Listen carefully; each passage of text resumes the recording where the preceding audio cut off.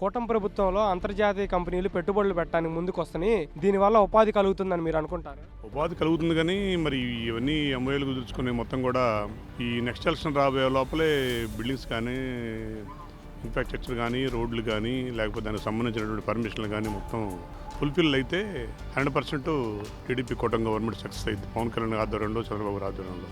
మరి ఇంకా ఇవన్నీ లాస్ట్ టైం కూడా చంద్రబాబు నాయుడు గారు అన్నీ ఏంటంటే ఈ ఎంప్లాయీస్గా తీసుకురావడం కానీ అంతా లేట్ అయిపోవడం వల్ల ఇక్కడికి హైదరాబాద్ నుంచి ఎంప్లాయీస్ సహకారం లేకపోవడం వల్ల చాలా పెద్ద సమస్య వచ్చింది. ప్రజల పరిపాలన చూపిస్తే కనుక నెక్స్ట్ కూడా కూటమి గవర్నమెంట్ వచ్చే అవకాశం ఉంది. ఈ నరేంద్ర మోడీ గారి పరిపాలన కానీ కూటమి పరిపాలన కానీ ప్రజెంట్ ఇంతవరకు బాగానే ఉంది. కాకపోతే దీన్ని ఈ 3 ఇయర్స్లో ఎలక్షన్ లోపల దీన్ని ఫుల్ఫిల్ చేస్తే మాత్రం ఇవన్నీ వీళ్ళు చెప్పేవన్నీ ఈరోజు పేపర్లో వచ్చే విషయాలు ఇవన్నీ ఎంతవరకు అనేది తెలియదు. 100% పవన్ కళ్యాణ్ కూడా ఒక చైర్ వేసి పక్కన కూర్చోబెట్టి తర్వాత బీజేపీ కూడా వాళ్ళకు కూడా ప్రాతినిధ్యం ఇచ్చి ఈ టీడీపీ సీట్లు ఎక్కువ వచ్చినాయి కాబట్టి వీళ్ళందరూ కూడా కలిపి పనిచేసుకుంటూ వెళ్తే మాత్రం సక్సెస్ 100% వస్తుందని అనుకుంటున్నాను. వైసీపీ ప్రభుత్వంలో విశాఖ ఉక్కు పరిశ్రమని ప్రైవేటీకరణ చేయాలని చూశారు. ఇప్పుడు అదే ఉక్కు పరిశ్రమకి 15,000 కోట్లు 17 నెలల కూటమి ప్రభుత్వం తీసుకొచ్చింది. దీన్ని మీరు ఏ విధంగా చూస్తారు? దీన్ని ఏ విధంగా చూసేది ఏముందండి, వీళ్ళు అభివృద్ధి కాముకులు. కూటమి ప్రభుత్వం అనగానే అభివృద్ధి, సంక్షేమం అన్ని సంపాళ్లలో ఏ విధంగా తీసుకెళ్ళాలి, ఈ రాష్ట్రంలో అన్ని రకాలుగా ఎట్లా అభివృద్ధి చెందాలి, సామాన్య జనానికి ఏ విధంగా వాళ్ళని అన్ని రకాలుగా ఆదుకోవాలని చూసేది కూటమి ప్రభుత్వం. అంత ముందర ఉన్న ప్రభుత్వం, నేను పేరు చెప్పడానికి కూడా ఇష్టపడతలేదు, అంత ముందర ఉన్న ప్రభుత్వం యొక్క లక్షణం ఏంటంటే ఎట్లా how to grab the money, how to get the money from the public. అంతే, ఎట్లాగా వాళ్ళ దగ్గర నుంచి డబ్బు గుంజాలి, డబ్బు కాజేయాలనే ఆలోచన వాళ్ళది. అంతే.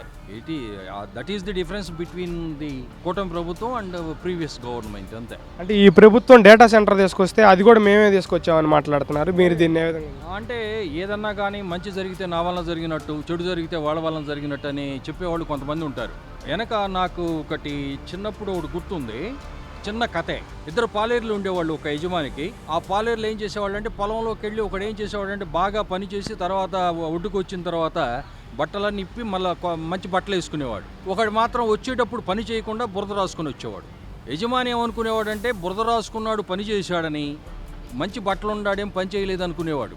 కానీ వాస్తవంగా అక్కడ ఆడ విరుద్ధంగా ఉంది. ఏడగోడంతే, పని చేయనాడే నేను చేశానని చెప్తాడు, దొంగే దొంగని అరిచినట్టుంటుంది. అంతే.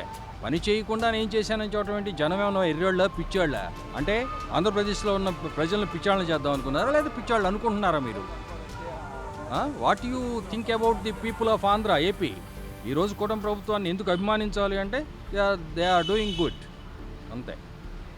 That is the main difference between the previous government and present government. గతంలో 3 రాజధానుల పేరుతో 3 ప్రాంతాల ప్రజల్ని రెచ్చగొట్టే ప్రయత్నం చేసి ఏ ఒక్క పరిశ్రమ కూడా తీసుకురాలేదు.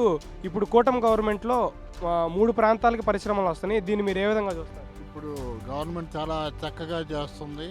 త్వరగా అన్ని పరిశ్రమలు మన ప్రాంతాలకి వచ్చేస్తున్నాయి, 3 ప్రాంతాలకి వస్తున్నాయి. చాలా సంతోషకరంగా ఉంది.